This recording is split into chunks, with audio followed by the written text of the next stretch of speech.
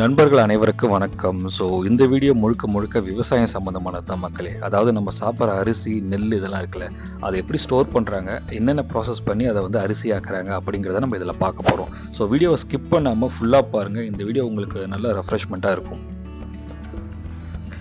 So மக்களே, இதெல்லாம் வந்து பார்த்திங்கன்னா கோமாதா சாப்பிட்றதுக்கு வந்துட்டு வைக்கோல் சொல்லுவாங்க. அது இந்த இடத்துல வந்து பார்த்திங்கன்னா கோமாதாவுக்கு வந்து ஃபேன் இருக்குது பாருங்கள். அழகான ஒரு காட்சியில் இது. எனக்கு தெரிஞ்சு நான் எந்த ஒரு மாட்டு கொட்டாலையும் ஃபேன்லாம் பார்த்தது கிடையாது. ரொம்ப சூப்பராக இருக்குது பாருங்கள். இதுதாங்க ரொம்ப பெஸ்ட். ஒரு மனிதர்களுக்கு வந்து நம்ம சொகுசாக வாழ்ந்துக்கிறோம், ஆனால் வந்துட்டு பார்த்திங்கன்னா கால்நடைகளுக்கும் வந்துட்டு இவ்வளோ அழகாக பண்ணியிருக்காங்க. இது உண்மையாகவே பாராட்டக்கூடிய விஷயங்கள் தான்.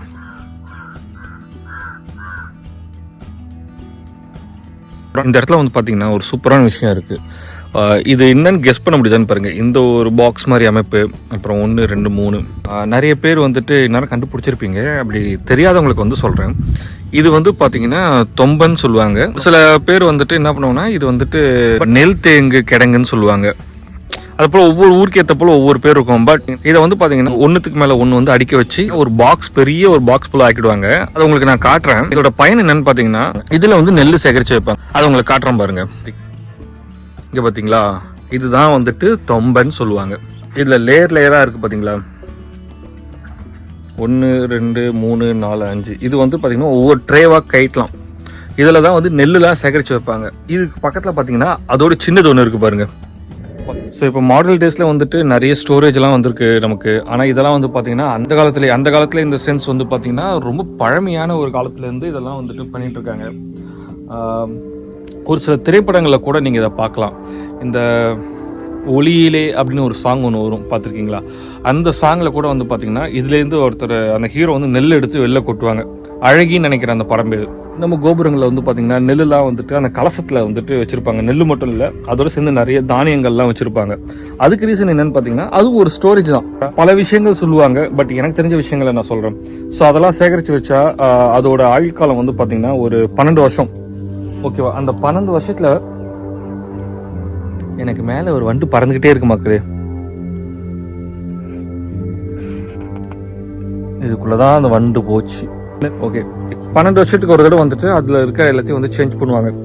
அது எதனாலதான் அந்த ஊர்ல அந்த வருஷத்துல ஏதாவது பஞ்சம் வந்துருச்சு, ஸோ விவசாயம் பண்ண முடியல, மழை பெஞ்சிருக்கு, அந்த மாதிரி டைம்ல வந்துட்டு என்ன பண்ணுவாங்கன்னா விதை நல்லா யூஸ் பண்ணிப்பாங்க. அப்படின்னாலும் இல்லாதவங்க தருவாங்க. ஓகேங்களா? சேம் கான்செப்ட் தான்.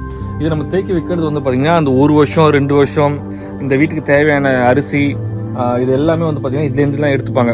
ஸோ இப்போ நம்ம வந்து பார்த்தீங்கன்னா ஒரு சிப்பமாக வாங்கி வீட்டில் சேகரித்து வைக்கிறோம், ஞாபகம் இருக்குங்களா? அது வந்து பார்த்தீங்கன்னா அரிசி, இது வந்து நெல். ஸோ நெல்லையே சேகரித்து வச்சு காற்று தேவையில்லாமல் உள்ளே போகாது. அதே போல் வந்துட்டு பூச்சி பிடிக்குமான்னு கேட்டிங்கன்னா கண்டிப்பாக வண்டு இதெல்லாம் இருக்கும். ஆனால் நெல் அந்தளவுக்கு டேமேஜ் படுத்தாது. இது ஒரு சூப்பரான ஸ்டோரேஜ் சிஸ்டங்க. இப்போ வந்து பார்த்தீங்கன்னா இதுக்கு கீழே ஒரு அமைப்பு இருக்குது பார்த்தீங்களா? அது சொல்றதுனா மேலே அந்த வெயிட் தாங்காமல் அழகாக கீழே வரும். அந்த நெல் கொட்டுற இதுவே ரொம்ப அழகாக இருக்கும். முடிஞ்சால் நான் அதை கவர் பண்ணுறேன். ஸோ இப்போ உங்களுக்கு வந்து பார்த்தீங்கன்னா அந்த தொம்பை அப்படின்னா என்னன்னு அந்த கான்செப்ட் தெரியாதவங்களுக்கு தெரிஞ்சிருக்கும். இதை தனித்தனியாக இல்லாமல் இது 1 by 1 மேலே வச்சா எப்படி இருக்கும்னு உங்களுக்கு தெரிஞ்சிருக்கும். அந்த உள்ள அந்த ப்ளூ கலரில் இருக்குது பாருங்க. ஓகே, ஸோ இந்த ஒரு விஷயத்தை உங்கள்கிட்ட கன்வே பண்ணணும்னு தோணுச்சு. அதனால தான் இதை வந்துட்டு பார்த்தீங்கன்னா ஒரு லைவ் எக்ஸ்பீரியன்ஸாக உங்களுக்கு காட்டிட்டேன். ஸோ மக்களே, இது வந்து பார்த்தீங்கன்னா நம்ம லாஸ்ட் வீடியோவில் வந்துட்டு தொம்பை காட்டியிருப்போம், அதோட ப்ராசஸ் எப்படி இருக்கும்ன்ட்டு. இப்போ தொம்பையை வந்துட்டு பார்த்தீங்கன்னா பிரித்து உள்ள நெல் எடுக்கிறாங்க.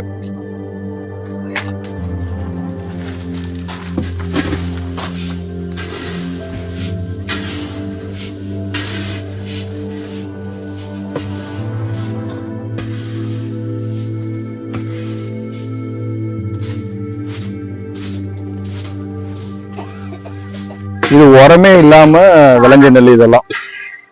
ஸோ எதுக்காக இந்த நெல் எடுக்கிறாங்கன்னா இதை கொண்டு வந்து காய வைக்கிறாங்க. கரெக்டாக்கா? அரைக்கிறதுக்கு.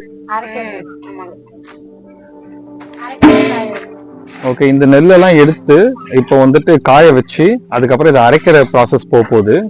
நான் உங்களுக்கு இதை காட்டுறேன். காத்துல சூடம் போல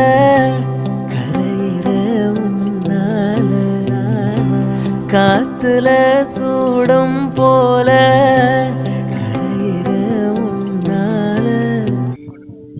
ஸோ ஆக்சுவலாக வந்து பார்த்திங்கன்னா அந்த தொம்பையில் இருக்கிற நெல்லை எடுத்து வந்துட்டு இங்கே காய போடுறாங்க.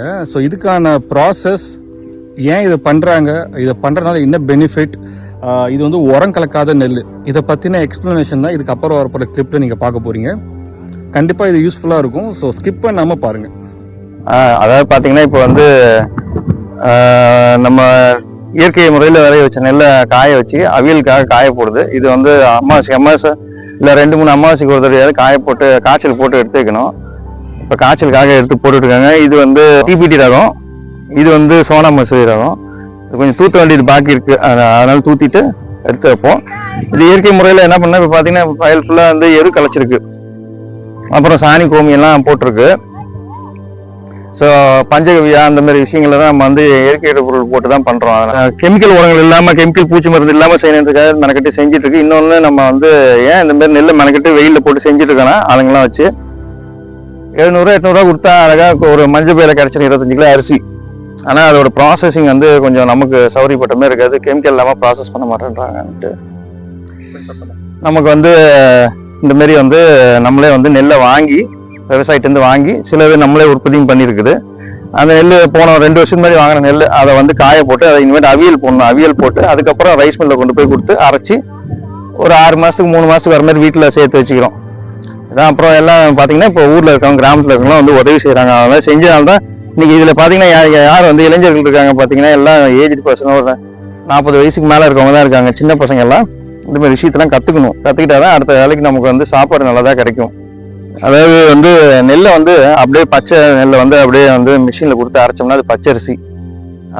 ஆனால் இது வந்து அவியல் முறையில் வந்து போட சொல்கிறாங்க. ஏன்னா அவியல் வந்து பார்பாயில்டு ரைஸ், அதாவது ப்ரீ பாயில்டு ரைஸ்ன்னு சொல்லுவாங்க. எதுக்காக அந்த டெக்னாலஜி அப்போ யூஸ் பண்ணியிருக்காங்கன்னா, ஒன்று வந்து மெயின் ரீசன் என்ன சொல்கிறாங்கன்னா, இந்த ஹஸ்கில் இருக்க விட்டமின்ஸு மினரல்ஸ்லாம் வந்து உள்ளே இருக்க அந்த ரைஸ்க்கு வந்து டிரான்ஸ்ஃபர் பண்ணுறதுக்காக மெயினாக வந்து இந்த மெத்தடாலஜி யூஸ் பண்ணியிருக்காங்கன்னு சொல்கிறாங்க. பச்சரிசி ஈஸியாக டைஜஸ்ட் ஆயிரும், பட் இது வந்து கொஞ்சம் லேட்டாக டைஜஸ்ட் ஆகும். அந்த மாதிரி இன்னும் ஃபுட்லாம் இன்னும் நான் ரைஸ் வந்து எக்ஸ்ப்ளோர் பண்ணல. பட் ஆனால் பச்சரிசி உங்களுக்கு பொங்கல் வைக்கிறதுக்கு இதுக்கெலாம், பட் இட்லி தோசை மாவுக்குலாம் வந்து பார்பாயில் ரைஸ், அதாவது பாயில் பண்ண அவியல் போட்ட அரிசி தான் நல்லா இருக்குது. அதனால அந்த மாதிரி பண்ணிட்டு இருக்கோம். இது இப்போ ட்ரெடிஷனல் ப்ராக்டிஸ்ல தான் ஃபாலோ பண்ணிட்டு இருக்கோம். பட் இன்னும் டீட்டெயிலாக உள்ள நமக்கு என்ன ரீசனிங் நமக்கு இன்னும் கரெக்டாக தெரியல. நிறைய விஷயங்கள் இருக்குது அது சம்மந்தமா.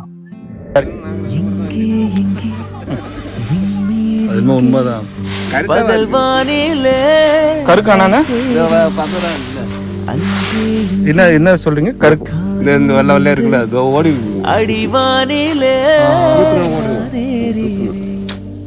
கூடு தேடும் கிளியே அவளின் வீடு எங்கே பார்த்தாயா? உள்ளாடும் காற்றே அவளின் உள்ளம் சென்று பார்த்தாயா? தூரல் போடும் துளியே உயிரை தொட்டு போனவள் பார்த்தாயா?